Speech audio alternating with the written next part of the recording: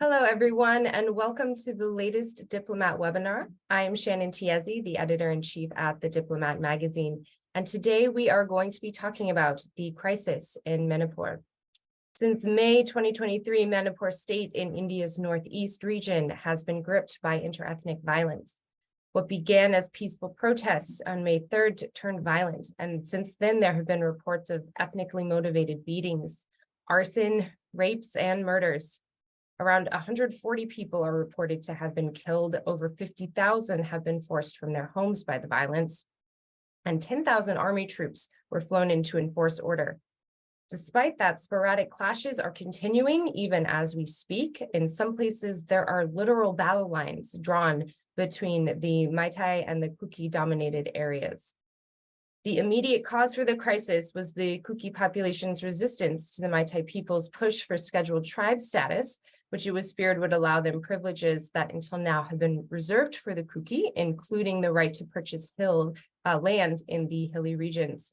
But as we'll discuss in more detail today, the roots of the conflict go back much farther, and they will have much broader implications beyond Manipur state and the people who live there. To help us make sense of these issues and understand what's going on in Manipur, I am very happy to have two eminent experts with us today. We have Binalakshmi Nepram, who is the founder and director of the Manipur Women Gun Survivors Network and the Control Arms Foundation of India. Her work focuses on women-led peace, security, and disarmament, and she has been an activist and writer focusing on India's Northeast, especially Manipur, for many decades. We are also joined by Sushant Singh, who is a senior fellow at the Center for Policy Research. He previously worked as deputy editor of the Indian Express, and prior to becoming a journalist, he served in the Indian Army for 2 decades. So extremely knowledgeable about strategic affairs, national security, and international affairs involving India. Thank you both so much for joining us, and I am looking forward to the discussion and learning more about Manipur. So to start us off, Bina, could you help us understand what's actually the situation on the ground at the moment in Manipur, and how does the current crisis fit into the longer standing conflict and violence that you have been working to try to solve for decades? Yes. Thank you so much to the Diplomat, and to really happy to be here on discussing Manipur for the first time probably in your platform.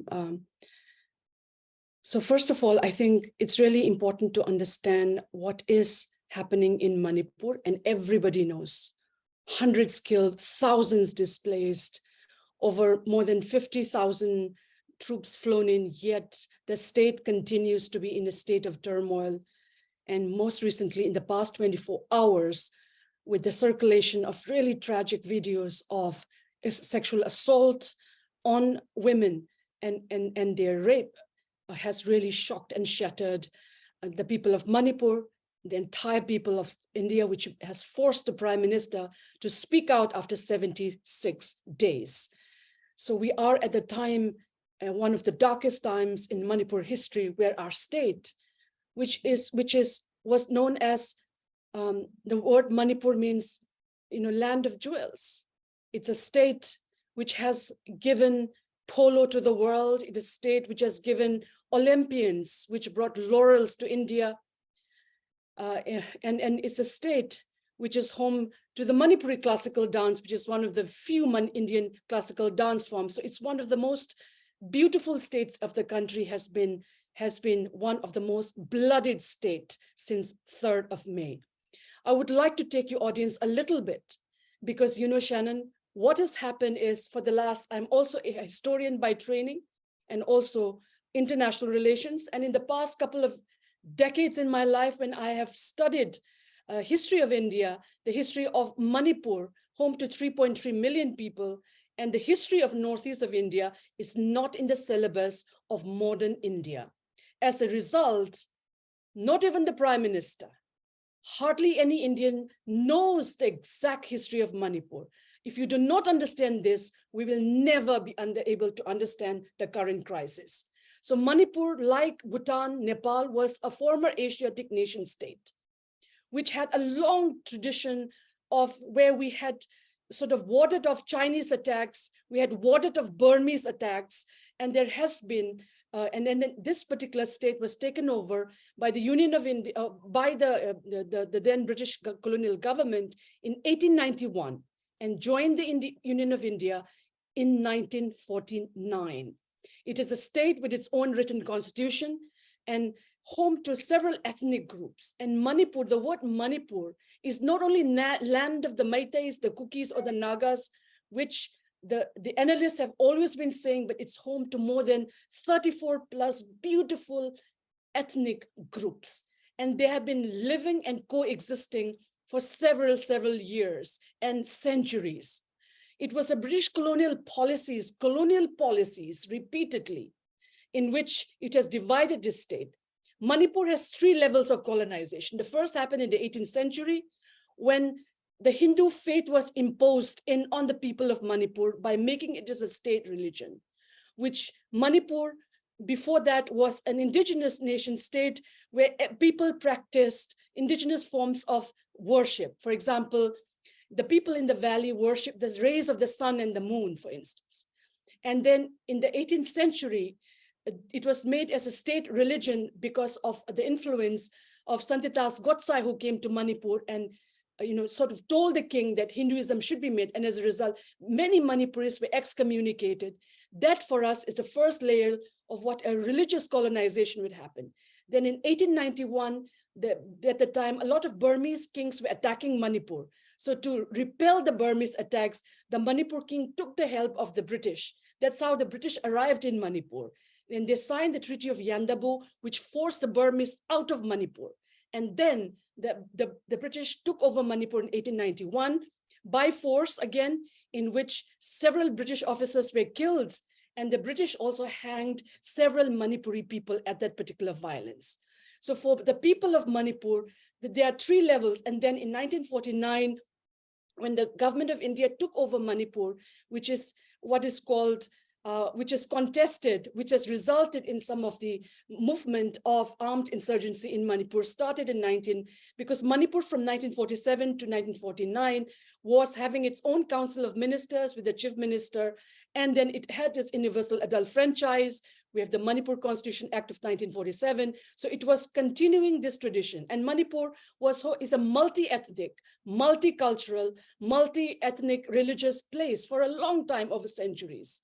And then after it took over, so the reason why there is continued violence in Manipur is a question of contested nation states.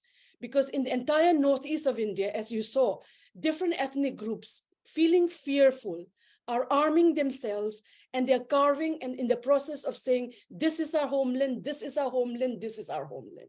So this contesting nation states of the Nagas, the Kukis, and also of Manipur, which is led by the Meiteis. And several of these is leading to this, because in May 3rd, what happened was, as you rightly said, the question for asking for affirmative action by some sections of the Manipuri people, which says they went to the court, and it was said that Manipur, that scheduled tribe status, again, is something that triggered, that everyone knows.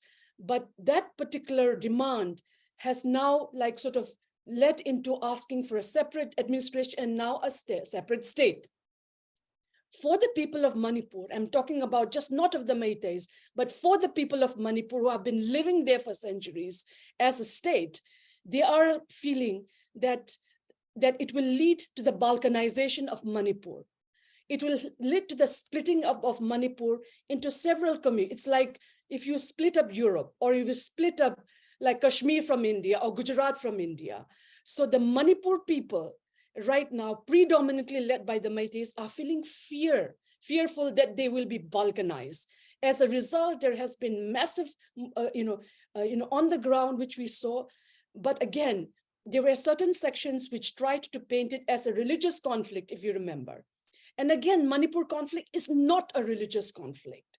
And I tell this because of the research that I've done for the last 20 years of my life, in which we have mapped out how Manipur is home to, how many armed groups? 60. Manipur is home to 60 armed groups. Earlier, there were 4 or 5 ones which were asking and fighting the Indian nation state. And then my research showed that in the 60s and the 70s, there were like 4 or 5 armed groups which are fighting the Indian nation state through military to military battles. And then in the 70s, 80s and 90s, I saw that increase to 32. And then in the 2000s, it increased to over 60. So we mapped out in my research, South Asia's Fractured Frontier, research that I conducted at JNU, in which I saw, because I've lost my niece in this conflict. I have lost, many of us have lost family members in this conflict. We are not doing this work for peace because of projects or to become a scholar, but for the people of Manipur and the Northeast, we realize that unless these issues are researched, documented, then government of India can never make the right policy decisions. So what we are seeing in Manipur right now is the question of how policymakers in Delhi have actually failed to understand the critical nature in which this conflict is morphing into. And then it is seized by several groups. So I have called this conflict of 3rd of May as an engineered violence committed by people who are close to political power, guns, and drugs. I've said this is not a Kuki-Meitei clash in which many Indian media have painted out to be, half understanding the situation, because Meiteis and Kukis have never fought in the history of Manipur before. Let me remind your viewers that Kukis and Meiteis have never fought in the history of Manipur before. In fact, they are very similar and they've been living together for centuries. So how come we have to ask questions as scholars, as thinkers, as humans who have been appalled by this brutality of the violence which has happened? Because it is not just the conflict, but then the way in which this violence have made in a deplorable state in which beheadings have happened, huge atrocities, rape and sexual assault on women's bodies have happened, as we saw in the videos, repeatedly. So these are some of the concerns that we need to address collectively as individuals, as scholars, as thinkers, as people who care. And for the last 10 to 20 years, we have tried to sensitize New Delhi. I have myself met 3 prime ministers. We have tried to constitute meetings in New Delhi to ensure that the Indian public is aware of it. No one listened to our voice. No one took action. And now when the things have gone to such a deplorable state, the entire country is waking up.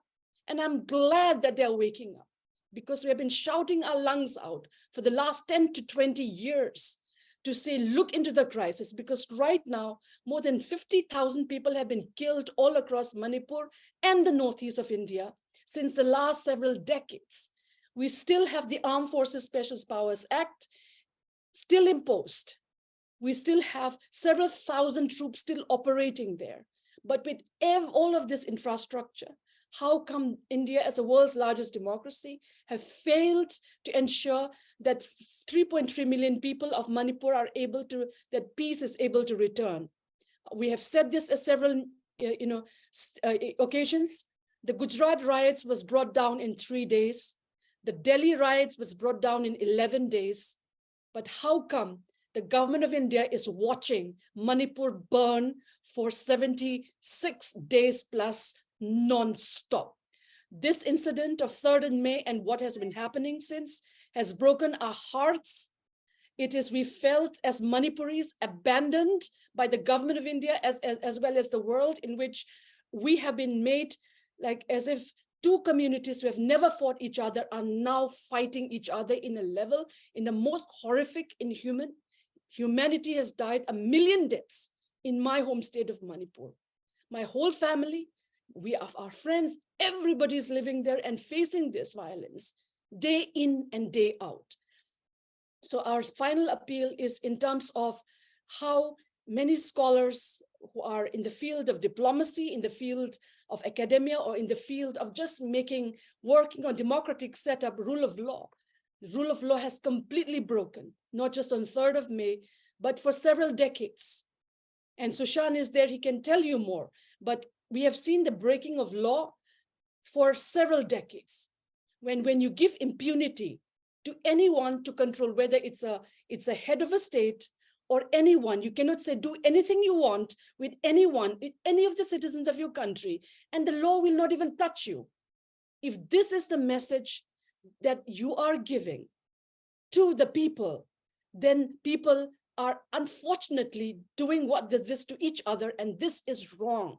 And this is something that India, as the world's largest democracy, must own up the responsibility, the moral and the ethical responsibility to ensure that this current violence is stopped, number one. Number two, for doing this, what we need to critically understand is the fact that it is not just if it's only an internal crisis, it could have been resolved, but the crisis in Burma Myanmar in the neighboring state has deeply affected, because the northeast of India is sharing 1,642 kilometers with Burma. And what is happening in Burma has also affected what's happening in Manipur. And several of the armed groups which are operating in Manipur, in both hills and valley, crisscross the borders. So as a result, there are external ramifications. So for the people of Manipur, and I speak as a Manipuri, for the people of Manipur, that if Manipur, the balkanization of Manipur happens, it will start the balkanization of northeast of India. And it will hurt the national security of India. It is something which should be looked very critically by all like-minded people. We must ensure that those who are currently engineering this conflict on both sides, they must be brought to the negotiating table. The fighting needs to stop. All the demands of whatever side is asking, it must stop for now and ensure 3.3 million people's lives to return back to normalcy. This is what, and we, the women of Manipur and northeast of India, are staying vigilant. There has been 17 peace talks in India's northeast with the government of India, and not a single woman is in these peace talks. By excluding 50% of Manipur and northeast of India population, you will never be able to engineer peace if you are thinking. So we are asking also the gendered implications of this conflict is right on our faces as we are seeing. So we will ensure that the next steps that the government of India and the country must take is to ensure the inclusion of women of Manipur across ethnic groups in any peace talk and negotiation. Please do not have dialogue only with our armed groups, which are mostly men. If you do it, Northeast will continue to, has been burning for the last seven decades. It'll continue to burn and we cannot afford to let it burn for the next 7 decades. So this is what my first initial thoughts are. Thank you, Bina. That was a very powerful overview of the conflict. I really appreciate your passion and also your scholarship about the history. Sushant, Bina raised a lot of points about the critical importance of Manipur, of India's northeast, to the country's national security.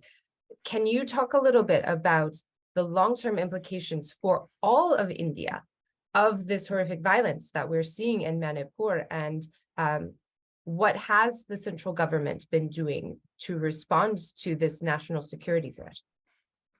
Thank you so much, Shannon, and thank you to the Diplomat magazine for inviting me for this panel discussion. Bina's act is a very tough one to follow. I cannot generate the kind of passion and emotion that Bina can probably generate as someone who's experienced these things firsthand. My approach will be more methodical and clinical, but let me start with saying there are a few facts about the violence. Why we are here even after 76 days and discussing this is most people do not realize that more than 4,500 weapons have been taken away from police armories in the state. More than 600,000 rounds of ammunition have been taken away from the police armories. Those weapons and those ammunition continue to remain in circulation, at least 3,000 weapons, and how many 100,000 of ammunition continues to remain in circulation. Until the time those things do not come back or are not retrieved, there's very little chance that some kind of peace can be established, because so many weapons being in such a tense area, such a polarized environment, where the Indian state has collapsed, is going to produce its own set of challenges. The second thing I want to say is that most people do not recognize that on both sides, on all communities, in fact, more than 300 churches have been destroyed and burned. And these are not just Kuki churches, these are also some churches of the Meiteis that have been burned down. This is not to say that this is a religious conflict, but there is a price which certain religious institutions, certain religious bodies are paying for what is going on in Manipur. Shannon, as you said, as Bina said, the trigger was the court judgment and the protests against the court judgment. But the causes, of course, run much deeper. Bina went into the history, but I would say that there have been larger divisions that have been caused by politics, by armed groups, by centers policies, by the use of security forces, and those larger divisions have now firmed up, crystallized around the argument as to who are the real sons of the soil, who are the original inhabitants of Manipur and who are not. The argument that Kukis are not the original inhabitants of this land and only Meiteis are the original inhabitants of this land has created a lot of heartburn and caused this anguish. It is that what is leading to this demand that you hear from the Kukis that there should be separate state, or there should be a separate administrative region or a separate union territory. Though they may not have been desirable at a point, but with the divisions being so sharp and so wide and so clear, this is something which cannot be handled easily and has to be understood in that context. The second thing which is clearly visible in Manipur is that there is a certain majoritarian agenda at this point in time. The majoritarian political power, which is with one particular group at this point in time, is clearly displaying its authority, displaying its status onto the other groups. And this is in some sense a miniaturized manifestation of what we see in India at the national level, where a majoritarian nationalist government under Mr. Modi is in power. And therefore you have these miniaturized majoritarian nationalist version in various places, whether it could be Sikhs in Punjab, whether it could be other groups in Manipur or some other groups elsewhere. Then as Bina rightly brought out, there's an aspect of criminality and there's an aspect of drugs. Now, what percentage of this is true to the crisis and what is attributed more to it, that is something which is debatable. But the fact is that these do contribute to the crisis in some way. And underlying all this is a religious undertone. It's not the primary factor, but the religion factor is also underlying this crisis. What is most worrisome is that a political response to the crisis has been missing. Whatever response that we have seen is only some form of a security response. So what you had from Mr. Modi's government in Delhi is that they sent a new security advisor who was a retired police official who was sent there. This was in May. Then they changed the head of the state police, the DGP, and posted someone from outside, from another state into the thing. More than 170 columns of army and Assam rifles have been brought in. More than 100 companies of central forces, the gendarmerie or the paramilitary forces have been brought in. And this is a very small state, both land-wise and particularly population-wise. It is other than the valley, it is not that densely populated. And then you have the state police and the state commandos, and you have all these other state security forces which are operating within this small area. But what unfortunately the political directions to these security forces have done is they've divided the state into two. So essentially Mr. Amit Shah's orders, Mr. Amit Shah is the Home Minister of India, Mr. Modi is number 2, were to divide the state into two for security purposes. So there is an area which is dominated by the Meiteis, which is the Imphal Valley area, and then there's an area in the hills which is dominated by the Kukis. So the area dominated by the Kukis is the security forces which are manning the area, the Assam rifles and a bit of the army, where the area which is in the Imphal Valley is being controlled by the state police. And then there's a buffer zone, a kind of a Maginot line, as in the First World War, which is being manned by the central forces, which is keeping the two sides apart. Now, this kind of a political direction to security forces makes rapprochement very, very difficult. This essentially kinds of, it crystallizes those divisions, it makes those divisions permanent. The idea of a political process and directions to security forces should be to build bridges between communities. It cannot be to make divides permanent between communities. And that is what the current security strategy is doing.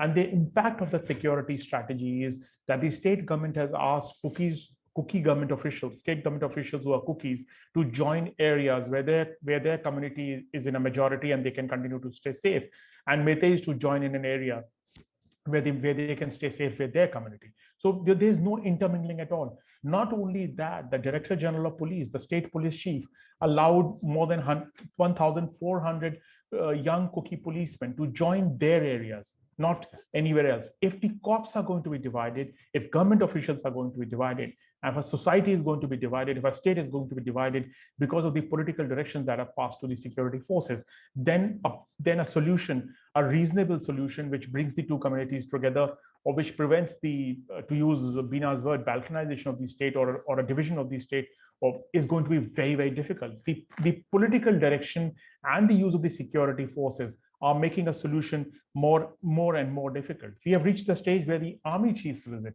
or the home ministers visit does not lead, in fact, led to an increase in violence rather than a reduction in violence. The moment army chief left, more police armories were looted. The moment the home minister left, more people were killed in early June. So this is the kind of situation we are living with. To the question that Shannon, that you raised about the consequences of what's going on in Manipur, one of the consequences, as Bina also said, that the instability is spilling over onto other states, whether it is Mizoram, whether it is Nagaland, whether it is Arunachal Pradesh, or even other states, Assam. The instability is spilling over into other states, the chaos is spilling over into other states, and there are consequences because there are shared ethnic roots, there are shared religious, affiliations that are there, and that does cause kind of emotional anger, does create some kind of solidarity, which we are already seeing with the kind of statements that are coming from other states, from local leaders in other states. Then we have this trouble also spilling over into Myanmar, because there are ethnic groups which share the same roots as with the ethnic groups inside Manipur. So there have been allegations that a lot of ethnic groups, a lot of militant groups, armed groups in Manipur are operating out of Myanmar, are being supported by Myanmar.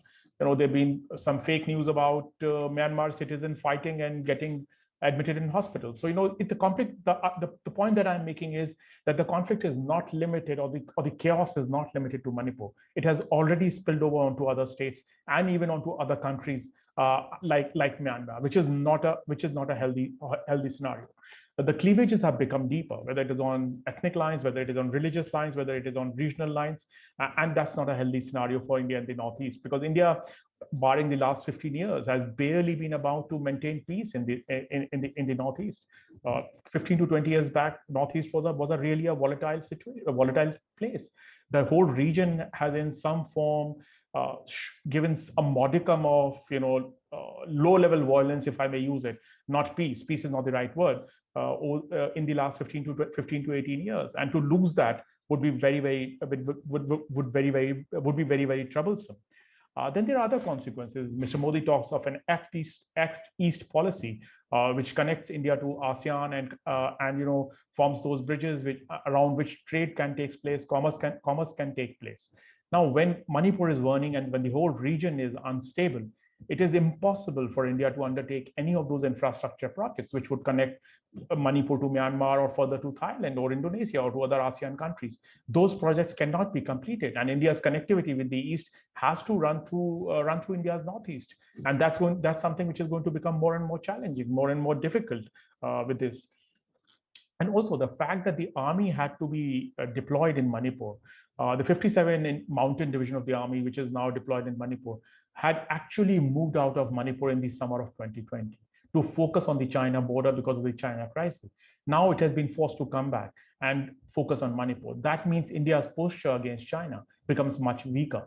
India is unable to devote the same kind of resources, same kind of military strength that it was devoting 3 months back onto the China border. And considering the tensions, the very high level of tensions between India and China, and the military balance and the advantages that China has, this is not something that New Delhi would like to have. But clearly, the lack of political direction and the inaptitude being displayed by the central government at Delhi has caused these problems. Then there's another question. The question is about the credibility and the authority of the Indian state. Where does the credibility and the authority of the Indian state lie if it is unable to assert its will even after 76 days? Most senior police officials say that within 24 hours the Indian state can bring the violence down in any place it wants to. If violence continues after 24 hours, that means that the Indian state is complicit in that violence and wants that violence to happen. And that's something which we are very clearly seeing in Manipur. And the second part is it's a humanitarian crisis, whether it's with women, whether it's with young children, whether it is with people who have lost their home, refugees, that the humanitarian crisis needs to be dealt with. And that's a responsibility of the Indian state to deal with that humanitarian crisis. You cannot allow people to suffer in the manner in which they are being forced to suffer. The answer has to come from a political solution. Mr. Modi has today issued one statement, which is a bare bones statement about a horrible sexual assault case, which happened more than 75 days back, for which the video came out today publicly. There's nothing else that he has said. He has not paid a visit to Manipur so far, which is inexplicable. Why would the Prime Minister of a country not visit a state which is suffering from grave violence, grave humanitarian crisis? It is completely unacceptable at this point in time. The state government needs to go. Biren Singh, the chief minister from Mr. Modi's party, has no business being there if so many weapons have been looted. Mr. Biren Singh goes on a television channel today and says, hundreds of women have been raped in Manipur in the last 2 months. What can I do about it? How is this acceptable? If hundreds of women have been raped, how can this man continue to be in the seat? Why is the central government not imposing central rule in the state and ensuring a political process starts through a credible central emissary, through a credible governor, so that all the sides can come back together and live in harmony, live in peace? The fact that they're just allowing things to drift and no active steps are being taken is really something which is very distressing and disturbing for all of us. People who care for India, people who care for the people of India, this is not something which is acceptable. What we need is a process where there is some peace building takes place, as Bina said, and so that we have a peace to keep. First the violence has to come down, and then the political process has to build peace. That is not happening, and that's the way we need to move forward to build peace and to keep that peace. Thank you, Shannon. Thank you very much, Sushant. I think we have a lot to discuss. We have about half an hour left. I will invite our audience members. If you have questions for our panelists, please put them in the Q&A box at the bottom of your screen. But first, I will start off the discussion. Bina, one remark that you made in your comments was that this was engineered violence. And I would love to have you speak a little bit more directly about that. Who has engineered this crisis? And why? Who is benefiting from this horrific violence that we've been seeing? Why would anyone engineer this? Absolutely. Thank you, Shannon. So first of all, thank you, Sushant, for sharing such a very lucid, clear, and absolutely strong argument about what's happening. And as Manipuri, each of your arguments extremely powerful and important, and it's important for everyone to hear what Sushant is saying, because again, the Indian media has been completely polarized, and as a result, we are hardly having voices which speak about the call of peace. In fact, they have just been interviewing people who is further exacerbating the violence. So first of all, who is engineering the violence? And I'll start from that, and which is very complicated. Right now, what is happening is, if you remember, there was also an attempt to blame the Manipur women of Manipur for stopping military operations. And we investigated this very carefully as to why these accusation is being circulated actually by the Indian Spear Co on Twitter, that the Manipuri women have been stopping operations. The reason that we saw while we were investigating was that this particular way in which the polarization which Sushant talked about is really important. The polarization of security sector in Manipur right now in this particular conflict is frightening. And the women of Manipur are fearing that the Assam Rifles is helping the other warring group. And then the other warring group is fearing that the Manipur police commandos and everyone are siding with the other group. this has never happened in the history of Manipur or country before that I have known but I can speak about the Northeast, but this has never happened upon the polarization of it. So having said that, one of the reasons in which the current chief minister is projected as the one which will protect the other dominant community, and then on the other hand, you have those in the other community who are, also negotiating what they want on a different level. So these two strong men, I would say, the strong forces on both sides, they know, and they themselves know that this conflict, again, on 3rd of May, Manipur we thought was returning back to normal. Such was normal that Miss India contest was held in Manipur, Sushant. Can you imagine? This was days before the violence erupted. The entire beauty pageantry of India, never happened in modern India's history, was brought to Manipur. And this sounds a little funny, but this is the fact that they brought from Mumbai and other parts of India, they brought it to Manipur.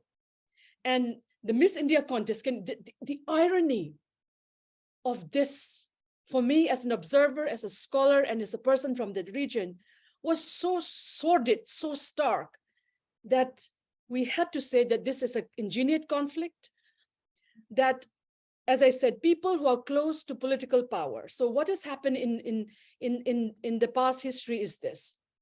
As I mentioned, the Manipur and the Northeast is home to 272 beautiful indigenous groups, speaking over 400 dialects, 45 million people living there. Can you imagine?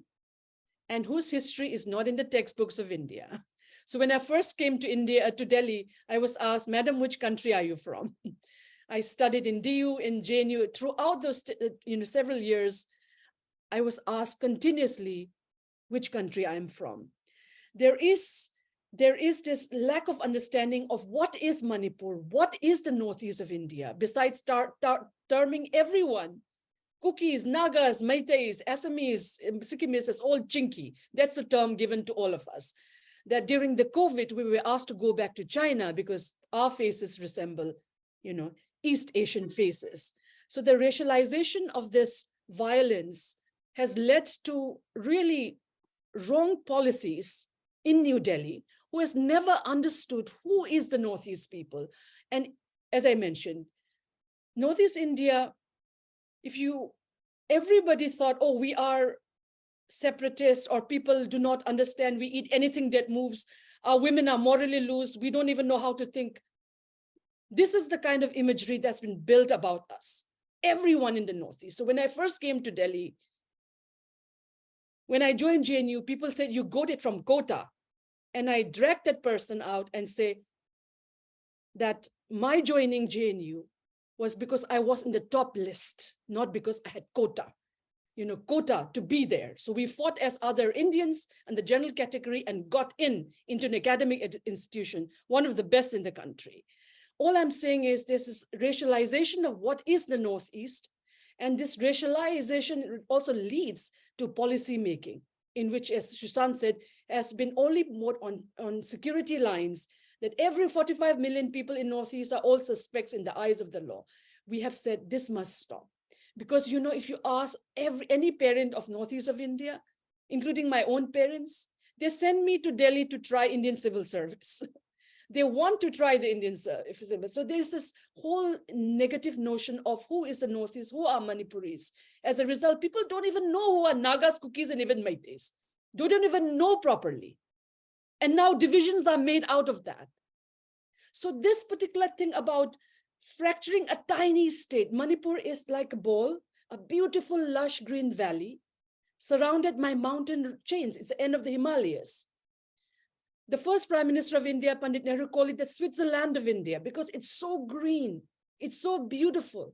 It's unfortunate the most beautiful parts of our country are amongst the most violent. This is one of the most richest resource-rich area also. So for me, why this conflict happened is because there are contested territories, as I mentioned, as Sushant has said. So let us then get historians together. let them research. Since the year 2011 and 12, we have been starting a process called Include History Northeast of India in Indian Syllabus campaign, in which we have spoken to the CBSE, NCERT, and all the academic institutions, even included the Ministry of Human Resource and the Indian Council of Historical Research.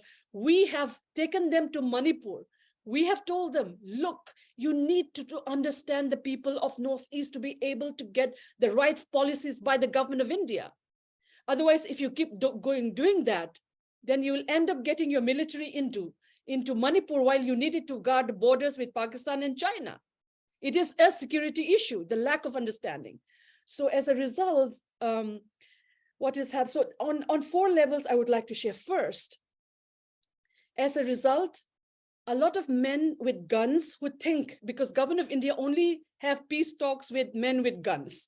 That's the first thing. So rather than resolving the issue, involving civil society, women groups, indigenous groups, the securitization of the Northeast, and the continued manner in which this has gone on has led to the deterioration of what is in Manipur today in May and June and now July, number 1.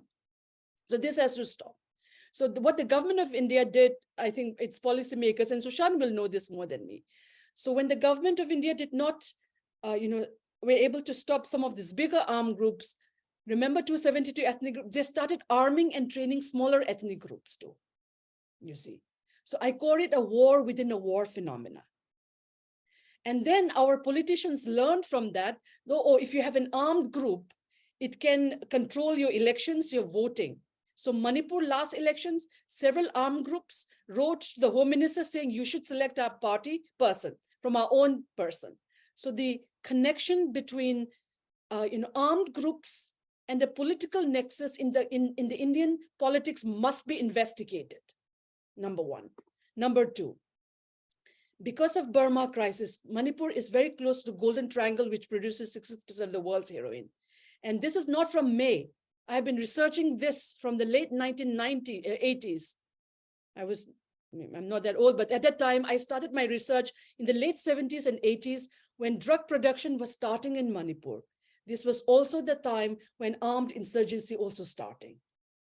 Earlier, China armed and trained some of the armed groups of the region, which include the Nagas, the Kukis, not the Kukis were not there at the time, but the Mizos were trained in Lasha, and then the Nagas were trained, and 18 Meiteis were also trained, because at that time, China had a third front policy in which it was arming and training, and that changed in the 1990s, 80s, 70s, when it was taken over, and that's when Burma became an area, but they were also doing this at a price. They had to pay for all of these trainings. So Assamese joined. So a lot of these armed groups also had bases there across the border. And so rather than controlling this, the setting up of smaller ethnic groups for political gain started happening in Manipur, which has resulted in Manipur having more than 60 armed insurgent groups right now. Can you imagine? 60. I grew up in a state, we never knew what was nightlife, because after 4 o'clock, nothing moves. Military, insurgents, and wild dogs move in the night. So for many of us who grew up in a state of siege, we have seen guns from the state and non-state actors affecting our lives. So that is number 1. And had right policies being made. For example, Irom Sharmila fasted for 16 years for the removal of armed forces. It's not that Manipuris do not like the armies. It's not that. We know that the armies are there to protect the territories of a nation. But in Manipur, armies who were trained to protect the borders were used against its own citizens. Like we had armies in our rice fields, armies in our schools, armies in our places of worship. It was everywhere. So I think it's high time, let this Manipur incident wake up the world's largest democracy to look into 70 years of wrong policies. Listen to people and voices like us when researching, writing, and advocating that you need solutions, peaceful solutions, and all that, number 1. Number 2, again, the China angle is very, very real. China's Road and Belt Initiative passes through northeast of India. And already there are very much, they are right there. Technically, Myanmar is controlled by the Chinese. So it is very, very serious that this current crisis, in which not only has Manipuri people fled to Mizoram, Delhi, and other neighboring states, besides the 50,000 within, 300 Manipuris have fled to Burma in this crisis, because when Moreh, the border state town, was attacked, many Manipuris are right now in Burma taking shelter. This is the irony, right? And then also the fact, according to UNHCR, more than 70,000 plus Burmese refugees are in Manipur and in Mizoram right now, and over 5,000 of them are in Delhi too. So this India needs to have a proper refugee policy, in which India, as the world's largest democracy and as a member of the UN, under the principle of non-refoulement, must protect those who are fleeing wars and persecution. But since government of India does not have a refugee policy, it has created a fear in the minds of many Manipuris that Manipur will be inundated by what they call, that is why it's very tragic, again, as Sushant has pointed out. You cannot label any community anything. It is xenophobic to do so. It is wrong to do so. It is racism to do so.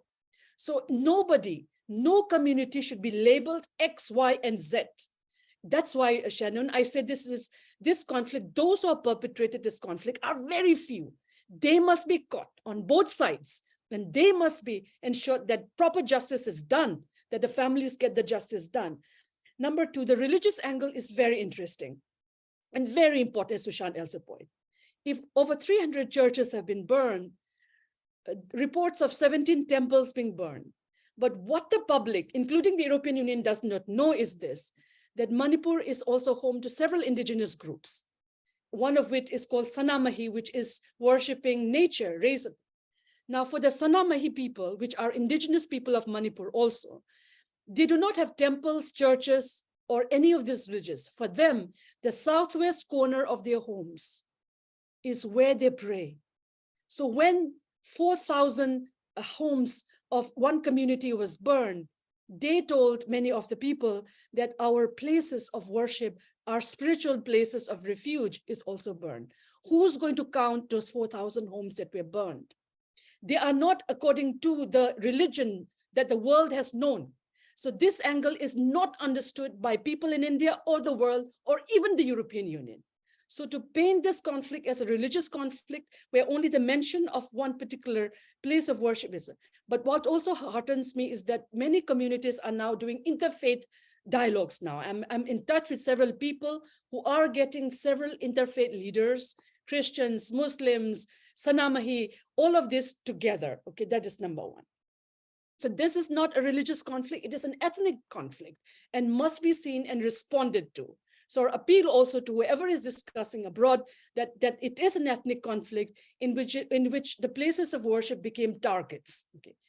Number two, the freedom of expression. Like, for example, right now, internet has been shut, but yet there are news from this whole disinformation and fake news campaign. While we're seeing videos of horrific videos of our sisters, we are also seeing an increase in online violence against women who have been speaking out.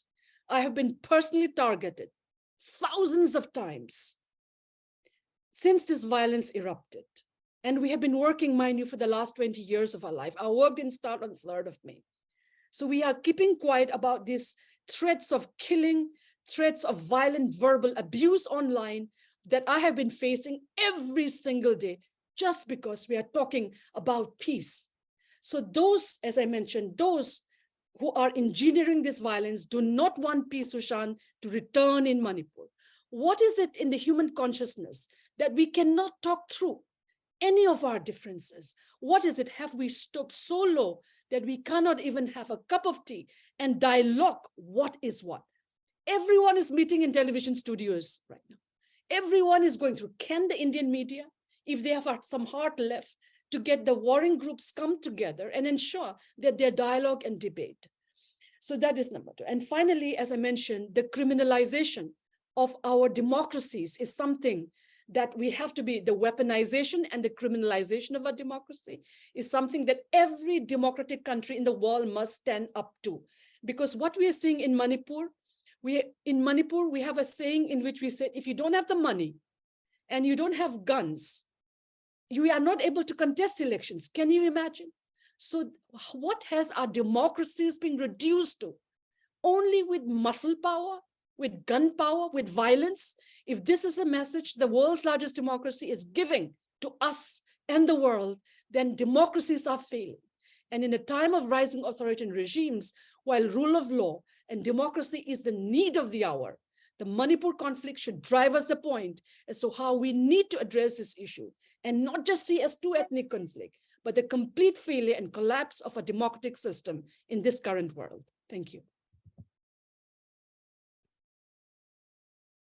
Shannon, you're muted. Yeah, thank you very much, Bina. There are a lot of interesting threads that you mentioned that I think we can summarize as connections between what is happening in Manipur and broader trends throughout India. And Sushant also touched on this in his remarks about how this is a conflict that encompasses the question of who is an Indian. The majoritarian tendencies we've seen, also the fake news, the disinformation.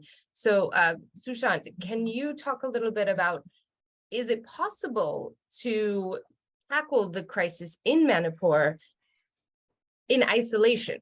Or is this a broader problem that India as a whole needs to be addressing? And how do we even go about doing that? Shannon, great question. Essentially, at one level, the problem is local, problem is between ethnic groups. There's a history to the conflict. But the fact of the matter is this problem, this crisis is happening in an environment which has been building up in India for some time. There's a government which is very majoritarian in its attitude, which is essentially a Hindutva government which does not believe in rights of minorities, wants to keep them as second-grade citizens, and is targeting them. There's an environment in which fake news, as you rightly pointed out, is being politically guided and directed. Most Western groups which study democracy have actually said that India is either degraded as a democracy or no longer a democracy. This is a challenge which came up when Mr. Modi was in Washington, D.C. This question was raised again and again by international observers, by writers, and the same thing happened in Paris. So while at one level, the Indian government and Mr. Modi is welcomed in foreign capitals, the questions about India's declining democracy and the rising majoritarianism and the impunity of violence is happening. The fact that Indian Muslims, young Muslims, are lynched in India today, and without any, and this does not really generate any outrage.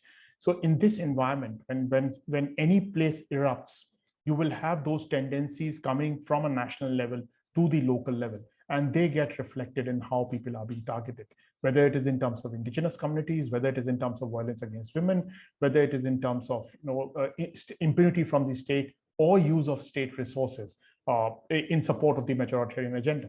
And that's something which we have seen in Manipur as well. It's important that this is understood. This is the context in which it is happening. But there are ways in which the crisis in Manipur can still be tackled, even if India continues to be on that path. It is not necessary that India has to resolve all these problems before Manipur becomes peaceful. Manipur can still be peaceful, while India will have to grapple with these challenges which it is facing. Thank you very much, Sushant. We are almost out of time. So just briefly, in our last 5 minutes, could each of you provide one recommendation for an immediate step that either the central government or the state government in Manipur could take to move toward making peace? So Bina, one step from you, and then Sushant, one step from you, and that should provide food for thought, hopefully, as we exit our webinar. Absolutely. Very quickly, the peace talks should immediately start. The government of India should ensure both those who have engineered this conflict to come on the negotiating table, and the government of India should stop the balkanization, the process. If they think that the situation of buffer zones could help, this is not the solution, because I also know the communities back home which will fight tooth and nail to prevent that. So ensure that peace talks happen. Secondly, both sides should lay down the arms. Lay down your arms. Please, as Sushant also mentioned, that the disarmament and demobilization of those and that must happen because this safety and security of citizens lie in the onus of the state and the center.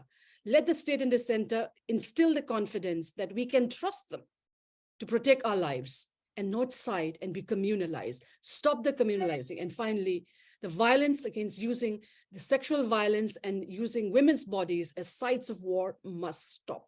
And that women of Manipur and the Northeast must be a part of 50% part of any peace talk and negotiation happen. No to peace talks without us. Unless this is done, no conflict.